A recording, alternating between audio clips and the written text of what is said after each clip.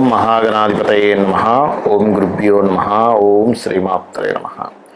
పరమేశ్వర స్వరూపమైనటువంటి జ్యోతిష, వాస్తు మరియు ఇతర అనేకమైనటువంటి శాస్త్రములను మనకు అందించినటువంటి మహర్షులకి నమస్కారం. హయగ్రీవ హయగ్రీవ హయగ్రీవేతి యోపదేత్తస్స నిస్సరతే వాణి జహ్నుకన్యా ప్రవాహవత్. అరుణాం కరుణాతరంగితాక్షీం ధృతపాశాంకుశ పుష్పబాణ చాపాం అనిమాదిభిరావృతాం మయూకైః అహమిత్యేవ విభావయే భవానీం. శ్రీమాత్రే నమః. ప్రేక్షకులందరికీ కూడా ఆ యొక్క లలితా అమ్మవారి యొక్క అనుగ్రహం పరిపూర్ణంగా కలగాలని మనస్ఫూర్తిగా కోరుకుంటూ, ఇప్పుడు నేను చెప్పబోయేటువంటి టాపిక్ ఏదైతే ఉందో, చెప్తుంది నేనైనప్పటికీ కూడా చెప్పేస్తుంది సాక్షాత్ లలితా అమ్మవారిగా భావిస్తూ, ఈరోజు మనము ప్రతి లగ్నం వారు, లగ్నం తెలిసిన వారు లగ్నం నుంచి చూసుకోండి, లగ్నం తెలియనటువంటి వారు రాశి నుంచి చూసుకోండి. ప్రతి లగ్నం వారు ఎవరికి రుణపడి ఉంటారు, ఆ రుణపడి ఉన్నటువంటి వాటి మూలంగా వాళ్ళ లైఫ్స్లో ఎటువంటి సంఘటనలు జరుగుతుంటాయి, అటువంటివి ఆ రుణం తొందరగా తీర్చుకునేటువంటి యోగం ఎలా ఏర్పడుతుంది, ఎటువంటి విషయాలు మీరు చేయాలి, ఏవి చేయకూడదు, అదేవిధంగా దీనికి కొన్ని కండిషన్స్ చెప్తాను. అది ఆఖరిలో మీరు వీడియో ఆఖరి వరకు చూస్తే కనుక కండిషన్స్ కూడా వస్తాయి. సో ఇప్పుడు మనం ఒక్కొక్క లగ్నం నుంచి మనం మొదలు పెడదాం. మకర లగ్నము, మకర రాశి. ముఖ్యంగా లగ్నమే చూసుకోండి, కొంతమందికి సమయం తెలియదు అన్నప్పుడు మాత్రమే రాశి నుంచి చూసుకోండి. మకర లగ్నంలో జన్మించాము అంటే బంధు రుణం ఉంటుంది. అంటే ఏమిటి? బంధువర్గానికి ఏదో ఒకటి వాళ్ళు చేయాల్సి వస్తుంది, దానికోసం వాళ్ళు పర్పస్ పుడతారు.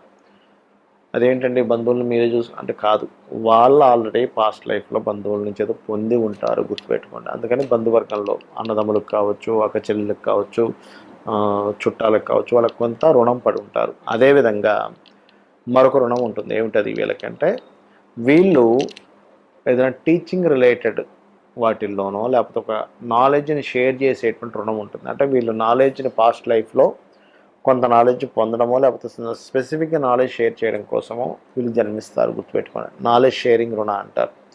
సో ఆ రకంగా ఏంటంటే బంధువర్గం మూలంగా కొంత నాలెడ్జ్ షేర్, అంటే బంధువర్గానికి కొంత సేవ చేయడము, వాళ్ళకి ఏదైనా సరే పెట్టడము, అండ్ నాలెడ్జ్ రూపంలో వీళ్ళు ఇంకొకరికి సేవ చేయడం అనేటువంటిది ఉంటుంది.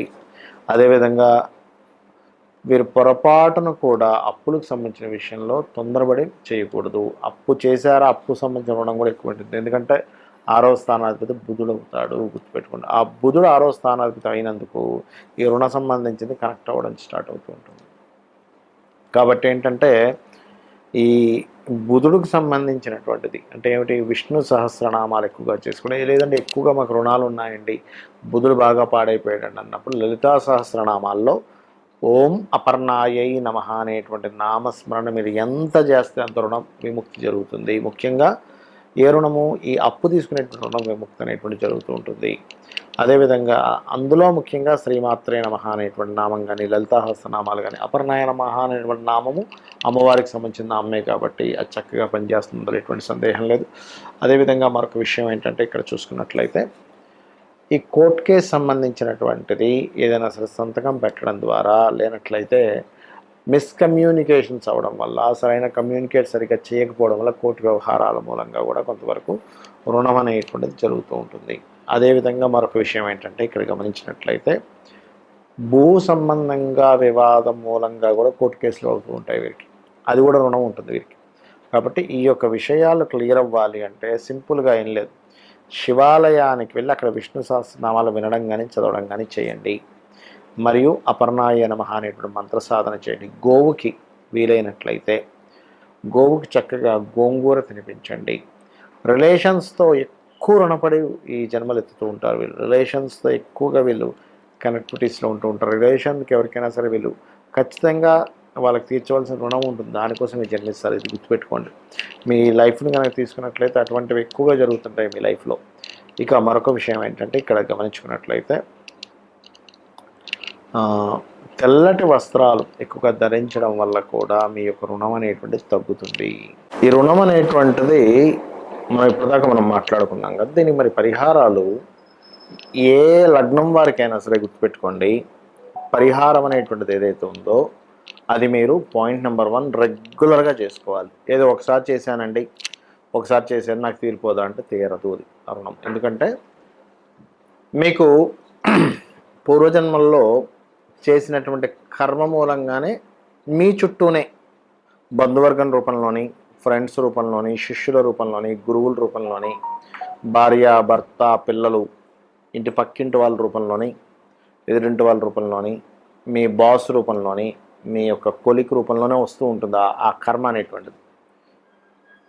వాళ్ళతో మీకు తెలియకుండా ఒక మిస్అండర్స్టాండింగో లేకపోతే గొడవ జరుగుతుందనుకోండి, అది మరింత పెంచుకోకండి. ఎందుకంటే ఆల్రెడీ మీ పాస్ట్ లైఫ్లో ఉన్నటువంటి కర్మ వల్ల ఇది జరిగింది, ఇందులో పుట్టారు. మళ్ళీ ఇంకా పెంచుకుంటున్నారనుకోండి, అది మరలా ఇంకొక 10 జన్మలకి అది ఫాలో అవుతూ ఉంటుంది మీకు. అంటే ఇంకో 10 జన్మల వరకు మళ్ళీ మీరు దాని రుణం తీర్చుకునే పని మీద మళ్ళీ అక్కడ ఫైట్ చేసేలా మళ్ళీ అలా ఏంటంటే ఒక్క దగ్గర కాకుండా, ఎందుకంటే దీనికే మనకి చూడండి, మనకి మహాభారతాలు లాంటి వాటిల్లో చూపిస్తూ ఉంటారు మనకి. భీష్ముడి మీద కోపంతో నేను మళ్ళీ ఇంకో జన్మ ఎత్తాలి, ఇంకో జన్మ ఎత్తుతాడు. మనకు పురాణాల్లో చాలా వాటిల్లో చూపిస్తూ ఉంటారు. అంటే ఏంటి, జన్మలు ఉండేటువంటి కాన్సెప్ట్ సనాతన ధర్మంలో, మన శాస్త్రాల్లో, వేదాల్లో చెప్పబడింది. జన్మ అనేటువంటిది ఉంటుంది, మనకు భగవద్గీతలో కూడా చెప్పబడింది. మనం దేన్నైతే ఎక్కువగా థింక్ చేస్తుంటామో, అది శత్రు రూపంలో కావచ్చు, మంచిది కావచ్చు, ఆ వ్యక్తికి ఆ జన్మ రావడం జరుగుతుంది.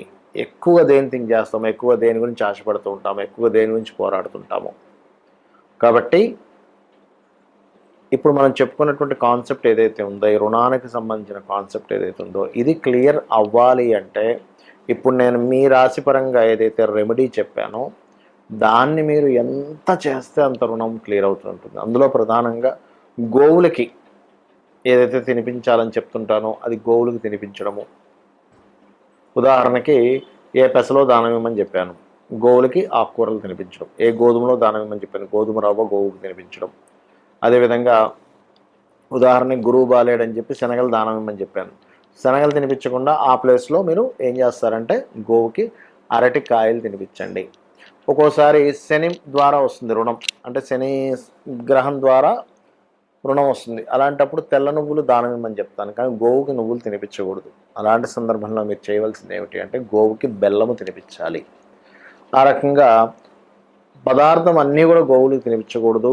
అలా తెల్ల నువ్వులు తినిపించినట్లయితే మరింత దోషం ఏర్పడుతుంది. ఎందుకంటే అది ఏదైనా ప్రెగ్నెన్సీతో ఉన్నట్లయితే ఆ యొక్క దోషం మీకు చుట్టుకుంటుంది. కాబట్టి ఈ యొక్క అంశాల్లో ఈ జాగ్రత్తలు తీసుకోండి. అదేవిధంగా తండ్రి రూపంలోనో, కొడుకు రూపంలోనో, కూతురు రూపంలోనో వస్తుందని చెప్పానండి మీకు కర్మ. వాళ్ళు మీ పట్ల ఒక రకమైన బిహేవియర్ చేస్తుండొచ్చు. ఇప్పుడు మీరు అర్థం చేసుకోవాల్సింది ఒకటే, ఓకే ఇది పాస్ట్ లైఫ్లో నేను చేసినటువంటి కర్మ, అంటే మీ ప్రమేయం ఏమీ లేకపోయినా కూడా వాళ్ళు మిమ్మల్ని వెతుక్కుంటూ వచ్చి ఇబ్బంది పెడుతున్నారు అంటే సంథింగ్ పాస్ట్ లైఫ్ కర్మ ఉంది అక్కడ.